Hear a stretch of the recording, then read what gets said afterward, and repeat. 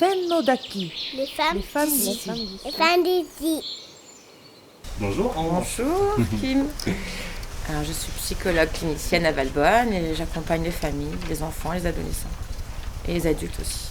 Peux-tu nous parler de la communication non violente ? Ça fait plus de 10 ans que j'ai commencé à me former et dans un premier temps, c'était dans l'ordre personnel, c'était l'idée de comment je comprends pas ce qui m'arrive et j'ai compris que j'avais des besoins, c'est grâce à la CNV, j'ai des besoins. Waouh, et je peux les dire quoi, je peux les exprimer, j'ai le droit quoi de les dire. Moi déjà en tant qu'individu, en tant que femme, en tant que mère, puis après dans ma vie pro aussi, je m'en sers beaucoup dans ces rencontres-là, dans la reformulation, permet d'avoir une écoute sans jugement, même dans mes entretiens individuels quoi. C'est vraiment une base solide et même que je transmets aux plus nombreux, au plus grand nombre on va dire, parce qu'à un moment donné, ouais, ça permet vraiment de mieux se comprendre et de mieux comprendre les autres et de pouvoir mieux communiquer aussi. Voilà, c'est vraiment une base essentielle. Et la philosophie, je pense, c'est pouvoir se respecter soi et respecter l'autre. Quand on est dans une interrelation, c'est ça l'idée. Et c'est vraiment une nouvelle langue en fait.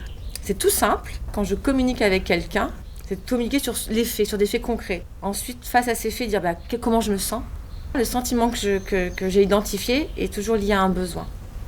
Et de pouvoir dire, je me sens comme ça parce que j'ai besoin de ça. Du coup, on part à partir du jeu.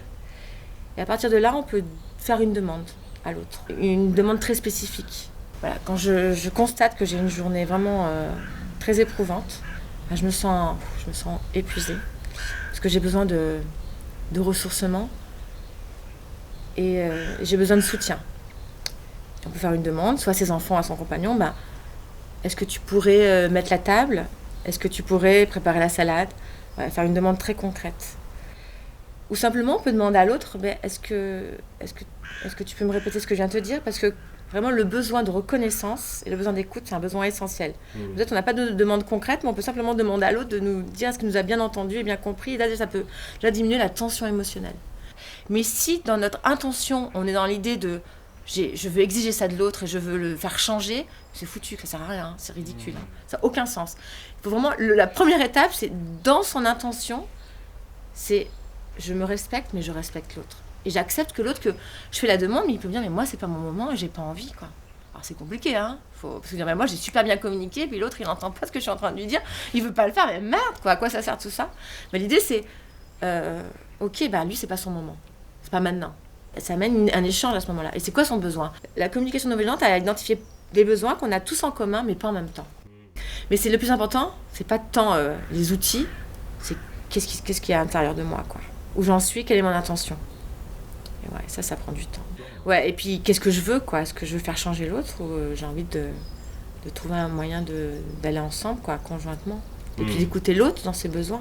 Moi, je parle au couple parental, à un moment donné, on devient de deux mode éducatif complètement différent, quoi. Quand on est des enfants, il y a une sorte de confrontation là. Par exemple, pour quelqu'un, c'est super important que les enfants se lavent tous les soirs. Et pour l'autre, ça l'est pas. Et quelquefois, par exemple, c'est peut-être important pour le père, mais peut-être le père, au moment du bain, il est pas là. Et du coup, il va demander à la mère de prendre ça en charge. Et du coup, ça peut créer des conflits dans le couple. Mais moi, l'idée de dire, ok, c'est important pour le père, mais quand il est là, c'est à lui de prendre ça en charge. Mais s'il est pas là, si pour la mère, elle peut manager avec ça, être plus flexible, vois pourquoi elle devrait appliquer cette règle, ne pas vouloir tout contrôler à tout prix, quoi, un peu de lâcher prise. Merci à Ambre pour la seconde partie de cette interview. Retrouvez la suite dans le prochain épisode des Femmes d'ici.